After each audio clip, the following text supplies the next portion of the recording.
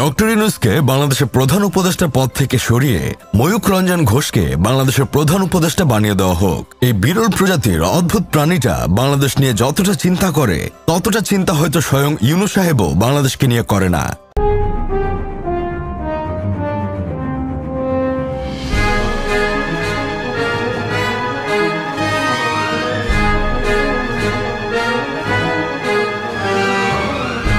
Doctor ইউনূসকে বাংলাদেশের প্রধান উপদেষ্টা পদ থেকে সরিয়ে ময়ূক রঞ্জন ঘোষকে বাংলাদেশের প্রধান উপদেষ্টা বানিয়ে দেওয়া হোক। এই বিরল প্রজাতির অদ্ভুত প্রাণীটা বাংলাদেশ নিয়ে যতটা চিন্তা করে ততটা চিন্তা হয়তো স্বয়ং ইউনূস সাহেবও বাংলাদেশকে নিয়ে করে না। তাছাড়া এই টুটমার্নি খনিকের ছেলে বাংলাদেশকে নিয়ে যে পরিমাণ গবেষণা করে সে পরিমাণ গবেষণা মনে হয় না নাসার বিজ্ঞানীরাও মহাকাশ নিয়ে করে।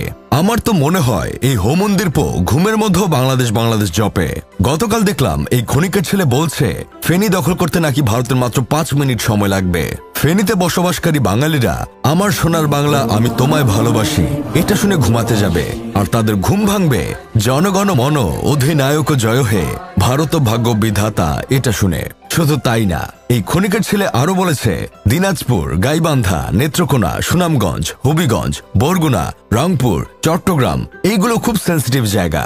এইখানে ভারত যদি শুধু একটা হেলিকপ্টার নামায় তাহলে নাকি বাংলাদেশ টিকবে না। এসব অঞ্চলের মানুষ নাকি চাইছে তারা ভারত চলে যেতে। ভাই রে, এই খনিকের পুত কি অল টাইম পিনিকে থাকে?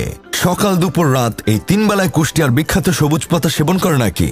না মানে কুষ্টিয়ার বিখ্যাত সবুজ পাতা না খেলে তো এমন ধরনের কথা সে বলতে পারতো না। যেসব এলাকার নাম এই বিরল প্রজাতির অদ্ভুত প্রাণীটি উচ্চারণ করেছে সেসব এলাকার কোনো মানুষ যদি এই প্রাণীটিকে কখনো হাতের কাছে পেত তাহলে প্রথমে ওর কদমজোড়া খুলে শিল পাটা দিয়ে থেতলে দিত, তারপর ওর হাতে হারিকেন ধরিয়ে দিয়ে নিতম্বে আইক্যওয়ালা বাঁশ ঢুকিয়ে দাঁড় করিয়ে রাখত।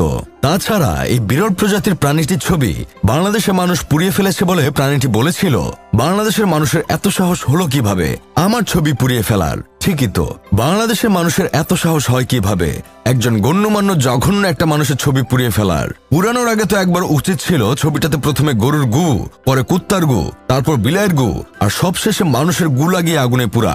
কোনো প্রকার গু না লাগিয়ে সরাসরি আগুনে পুড়িয়ে ফেলা একদম উচিত হয়নি। এত সাহস বাংলাদেশের মানুষ পায় কোথায়? আপনারা ময়ূক রঞ্জন ঘোষের ছবি পোড়াচ্ছেন, ফেয়ার এনাফ, কিন্তু আপনাদের এই সাহসটা কে দিয়েছে?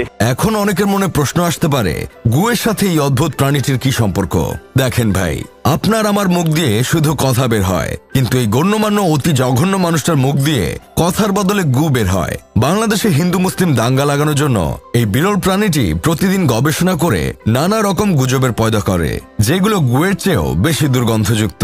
ভারতকে হারিয়ে এশিয়া কাপ জেতার পর বাংলাদেশের অনূর্ধ্ব ১৯-এর সকল প্লেয়াররা সেজদা দিয়ে আল্লাহর কাছে শুকরিয়া আদায় করেছে। প্লেয়ারদের মধ্যে একজন হিন্দু ছিল, সে সিজদা দেয়নি। এটা দেখে তো আমি ভয়ে আছি, কারণ এই টুটমার্নি খনিকের ছেলে এটা নিয়েও হয়তো গুজব বের করবে, হয়তো হোমন্দিরপো প্রচার করবে দেখুন দেখুন হিন্দু বলে ছেলেটিকে সেজদা দিতে দেয়নি বাংলাদেশের মৌলবাদীরা। বাংলাদেশ থেকে অনেকেই নাকি এই খনিকের ছেলেকে মেল করে বলে ময়ূক দাদা আপনি যা করছেন ঠিক করছেন, ইউনূস সরকারকে আমরা চাই না, ইউনূস আমাদের মাথায় বন্দুক তাক করে ক্ষমতায় টিকে আছে।